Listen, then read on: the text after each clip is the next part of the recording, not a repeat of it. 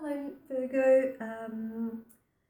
We are coming closer and closer to the full moon in Aries, and we're still in Libra season, so we still have the Libra effects, but we are coming to the full moon, and it is going to be an Aries full moon. So what does Aries full moon mean? Full moon in Aries tend to come with a lot of energy, as Aries is a fire and cardinal sign, and it's ruled by energetic Mars. So since the start of October, there have been some tense cosmic energies, and if you have been feeling highly strung, easily frustrated, or overwhelmed in some way, there is going to be a huge release point on offer under the bright Aries full moon. And the Aries full moon will be on October 13th or 14th, depending on where you are. So the full moons are usually emotional, so with the Aries full moon, we may be driven by our feelings to take action, because Aries is action orientated, and we can be moved around by emotion. Sometimes these emotions can get the better of us, and we can blow up and be more easily irritated, frustrated, or even annoyed. So a healthy outlet for these feelings that surface during the lunar phase is definite. It's a must. It's time to release ourselves from the shackles we have become bound by, and under the light of the full moon, we will be guided to unlock the doors and help free ourselves from any self-imposed barriers we have been hiding behind, the masks we have been hiding behind. It is time to let go of them, drop them, and to be our true selves, show our true selves. Pluto will also be very active under this full moon, and will be encouraging us to keep shedding the layers that hold us back so we can rise into our fullest power.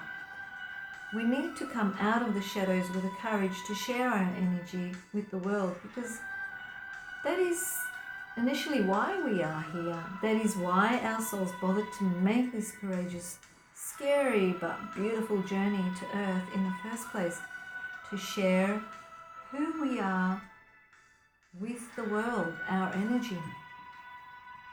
So, as Aries is the first sign of the zodiac, it is ruled by the energy of number 1 in numerology, which is about leadership, ownership, and showing up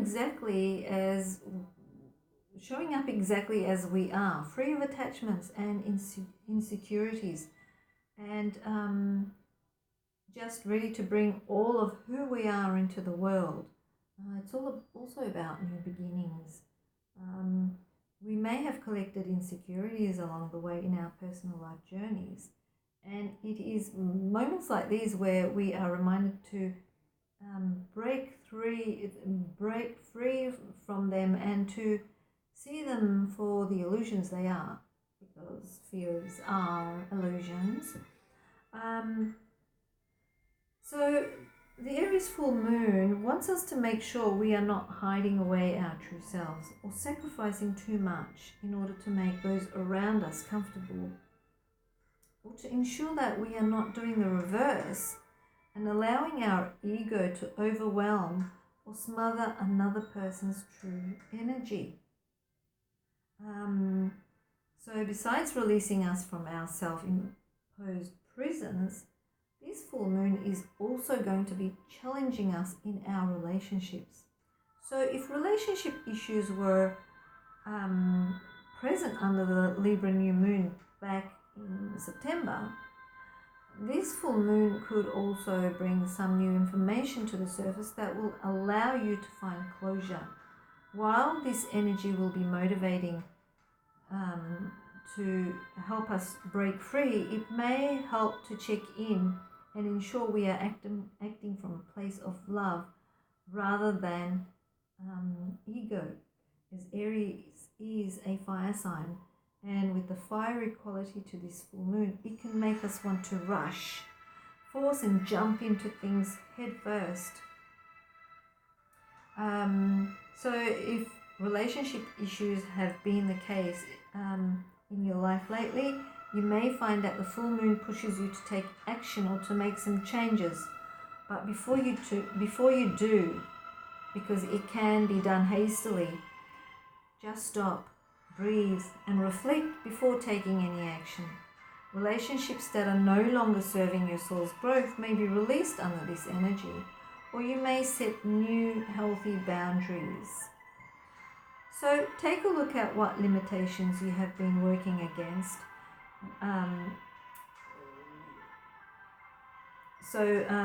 Limitations that have been working against you that are preventing you from moving forward.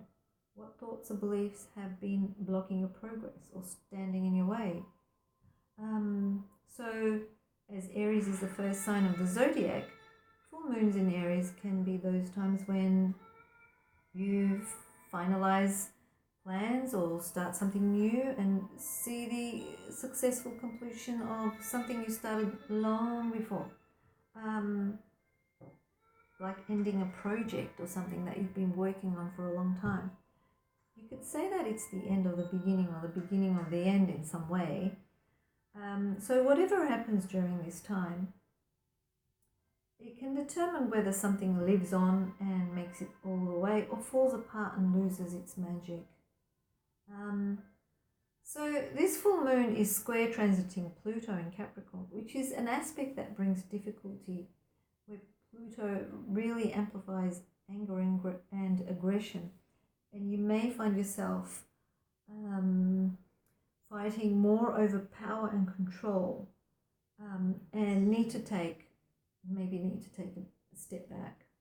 This is a difficult transit, and there may be some major fighting of some sort with this full moon. So stop, breathe, and reflect before you take action. This full moon is also trine transiting Jupiter in Sagittarius, and trines are a good aspect. So Jupiter wants us to try and not to be so serious and not get sucked into any of the drama that's happening. So it's kind of like contradictory energies, but depends on your natal chart which one you are more lenient towards. Okay, so the full moon in Aries / Libra axis, which is square to Pluto, where the energies might push some of us to be tempted to assert their claims to power ruthlessly, and conflicts can hardly be avoided if not careful. Stop, breathe and reflect before you take action. Okay, I would say stand by your light. Do not be afraid to show your weakness, but don't be a doormat either. The strong energy of these days could be well used for a deep personal process of clarification. The feeling of uncertainty can make you solve problems faster than normal, so that's another thing. Do not rush as if there was a deadline, and try to slow down so that you can decide what it is you really want to do and proceed at your own comfortable pace, Virgo. So, Virgo, you're in the 8th house during this lunar phase, and the 8th house is all about other people's money, so it can really hit you in your wallet. This could be a good time. This could be a time for good news or bad news, and so. But it may stress you out either way,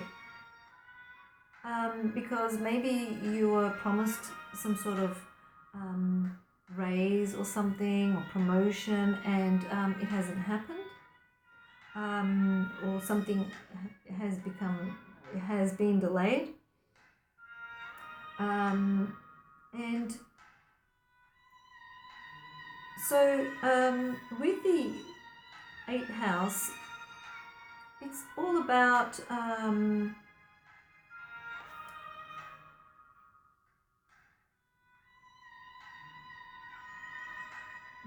it's a about other people's money. It's ruled by Scorpio. So it's also about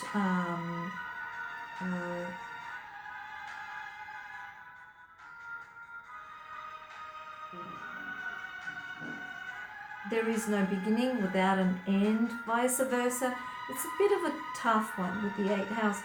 There is also the case where there may be inheritance involved, and so Mars and Pluto are here, and you'll feel it strongly. This full moon will be very strong for you because we have Aries ruled by Mars, and we also have Pluto in action, and this full moon will really affect you in some way. So it is a time to take care of yourself, to protect, because there could be situations where with sudden hasty actions it could really become something difficult for you,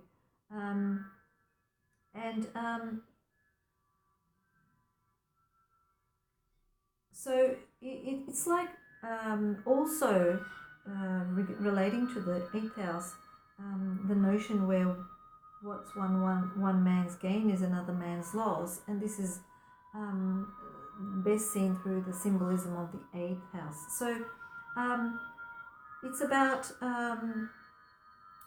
hate and revenge as well.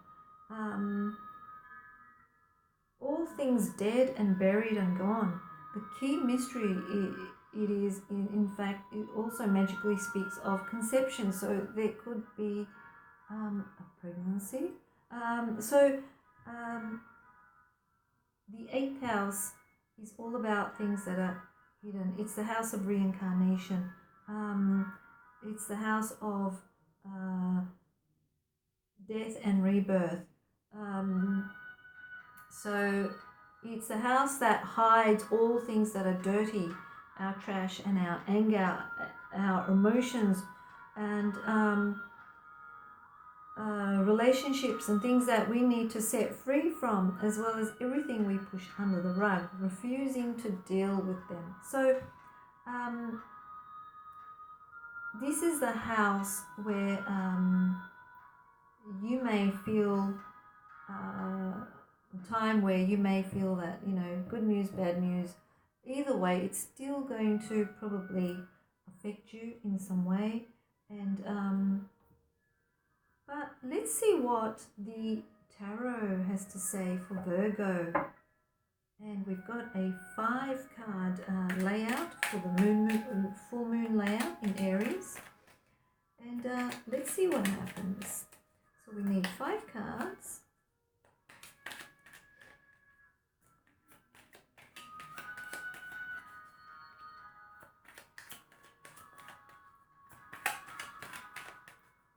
Cards.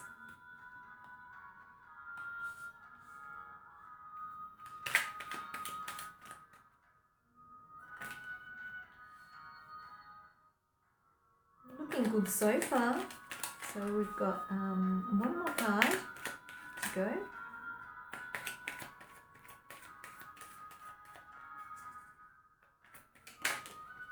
There we go. Okay, so the first card resonates with a question: what are the energies that you have attracted or manifested since the last new moon? And we've got the 5 of Wands. So the 5 of Wands is showing me that since the last new moon, there have been a few struggles with possibly relationships, because Libra season is associated with relationships in general. So there could have been like ego trips, misunderstandings, even fights and quarrels. So maybe these are the energies that manifested after a lot of simmering from the past. Okay, so that's coming through. So what needs to come into your consciousness? Now, what needs to come into your consciousness? We've got the Queen of Pentacles, and the Queen of Pentacles is a woman, or even if you're male, this is the feminine energies of the sound and secure, well-placed person. You are happy where you are. You've got everything you need. You're quite safe and secure where you are. And it's time to recognize that and have gratitude. Be grateful for that. So that needs to come into your consciousness, okay? The third card here resonates with what no longer serves you and needs to be released. If you've been hurt due to some sort of argument or fight or something in the past, recent past, and you've been heartbroken, that needs to be let go of because it's not going to serve you. If this stays with you, it can cause physical ailments in the future, so illnesses. So it's time to let go. It's time to say thank you, but no thank you, and to bless it and release it to the universe. And the fourth card is resonating with a question. How can you release and let go of the energies that you no longer need? Okay, so we've got the Star card, and the Star card is about wishing upon a star, but mainly it's about not losing hope. So looking towards the future with a bright star shining upon you. So not losing hope and being hopeful towards the future. And by doing that, you will be able to release the energies of that and let go. So the last card, what can you learn from this experience to make magic happen in your life? And what I've got this is the Swords card here, the Eight of Swords, and it's about you have been putting yourself into this self-made prison. Okay, so it's time to let go. And that is exactly what you have learned. Maybe you were a people pleaser in the past, and you started to stand up for yourself. Okay, and you've learned that that's not the right way to go. And that's what you've done, and that's what you have learned from this experience. Okay, so relating to your 8th house matters, it shows that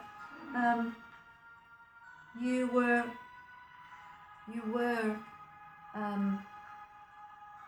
putting up with certain things for a long time that you weren't dealing with, and you recently started to maybe pull them out and started to deal with them, and other people weren't happy with it, and there were a lot of conflicts and so on.